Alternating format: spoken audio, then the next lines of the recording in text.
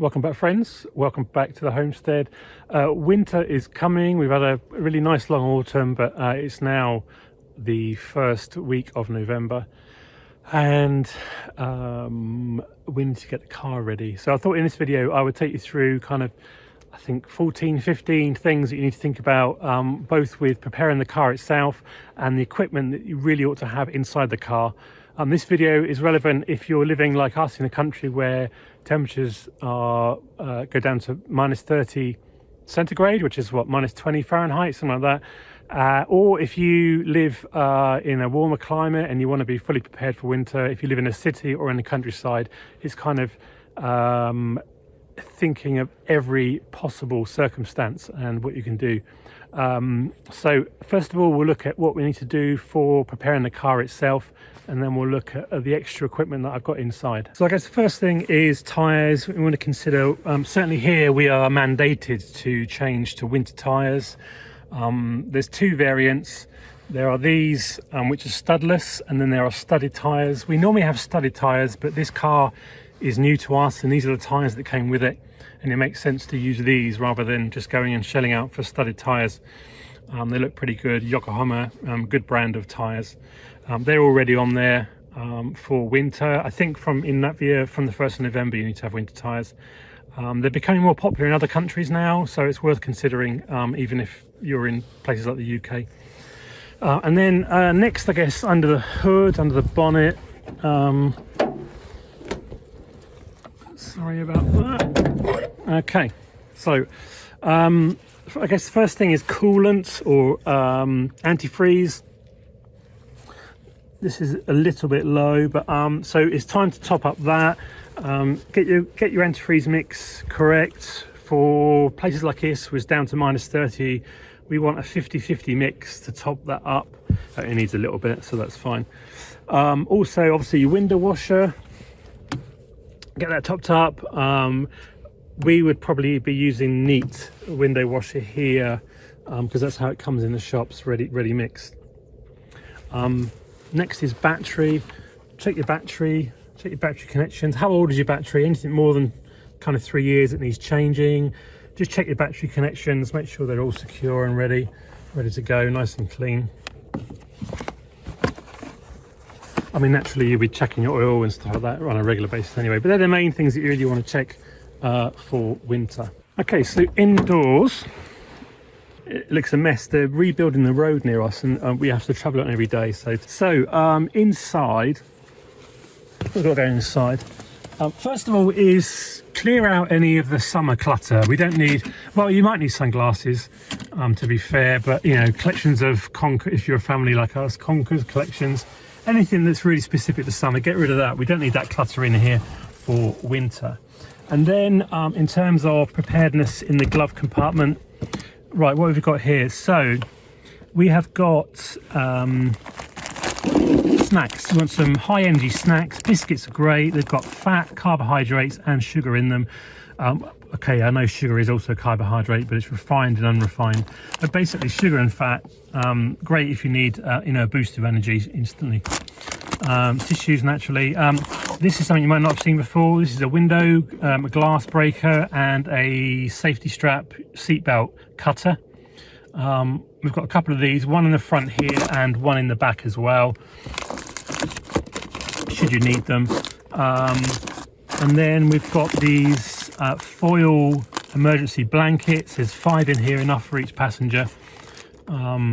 Get those. They're only about £1, euro each, dollar each, something like that, to keep people warm in case, you know, if you've got a breakdown and you're stuck, then that will keep people warm in an emergency.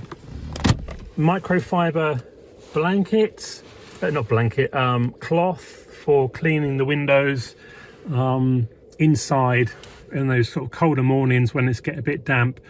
And then we've got over there defroster, window defroster, ice scraper in the back.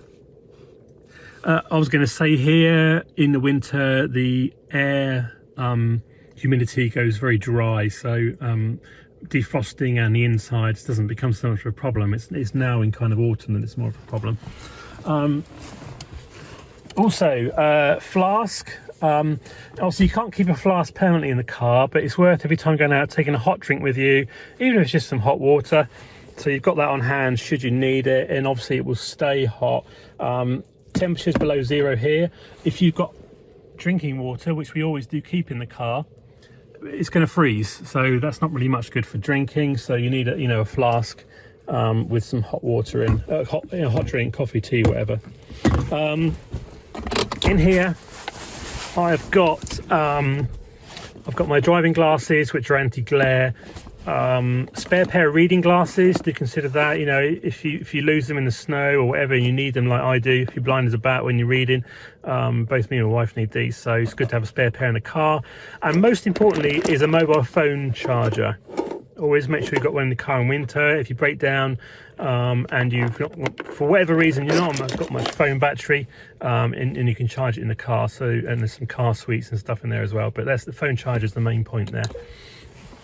Okay, next thing, not to keep in the car, but we're going to, probably another job to get the car ready really, should have done at the start, but is some silicone oil for the seals around the windows, around the doors. These, if your door freezes in the winter and you can't get it open, you can't use your car, but that's what the problem is. These freeze together, this and this. And then what you can do is you get some silicone oil like this, spray it on the rubber, and then just rub it down with a rag.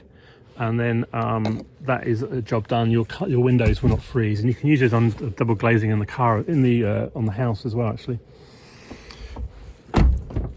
in the back, you want to keep a couple of blankets to keep people warm. And like I say, there's another one of those window breakers in there. Okay, let's look at what we've got going on in the back. So as well as all the usual stuff, underneath there we've got tow rope, jump leads, all the safety vests that we need, first aid kit. They're all kind of mandatory in this country. So, but if they're not mandatory in the country, consider getting those kind of things, the reflective safety vests. In addition, for our winter gear, now obviously this is all spread out for the demonstration of the video. Normally it'll be all compacted over here. So we have got an axe, medium-sized axe, to get you out of any scrapes with fallen branches or anything like that. Obviously it's got a big heavy head on there. You wouldn't normally use an axe as a hammer, but in an emergency you could do. If you've had a storm here, or we've had a lot of heavy snow, wet snow on the trees where it could cause a tree to come down, we would normally put the chainsaw in the car as well and carry that around with us, but obviously we don't need to do that all the time. But an axe will get you out of most scrapes.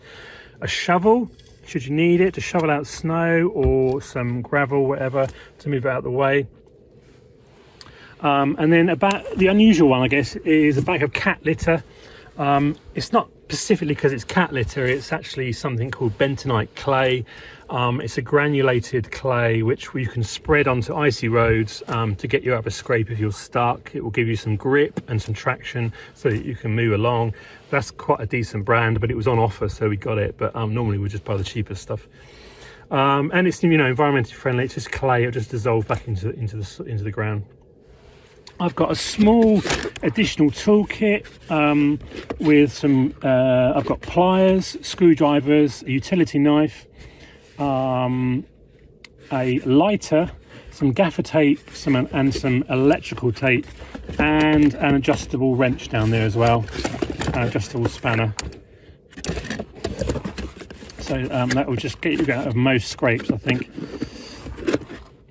I've got a bag of cable ties. Cable ties are brilliant. They will get you, they will help you out in any sort of problems, tying things together in an emergency. I mean, a big bag like that is a bit of an overkill, but it is what it is. It's nice and tidy. A torch. This is a really great torch. It's got, as well as having a main beam at the front there, we've got the full side, half side, and flashing warning as well, like that. And then there we go. And it's a USB charged battery, so I can charge it from the car battery port here, and it's even got its own USB back thing, so in an absolute scrape I could charge the phone from here as well, which is good. I'm not really, so Yeah. Gloves, obviously I've got 2 pairs of gloves, one for me as a driver and for a passenger to help and assist, or someone else that comes along. An ice scraper brush, scraping and you know, kind of coarse thistle brush for clearing the car, and a car tire compressor as well. You want to consider one of those as well, all the time really, but especially in winter when the pressures can vary a lot. So that is it, I think. That's how we prepare for winter with the car. I don't know how many things I rattled through there, but there's quite a few. If I missed anything, let me know. What do you do, especially in your vehicle, that perhaps we've not thought about here with mine? Let me know down in the comments below. So that's about it for this video.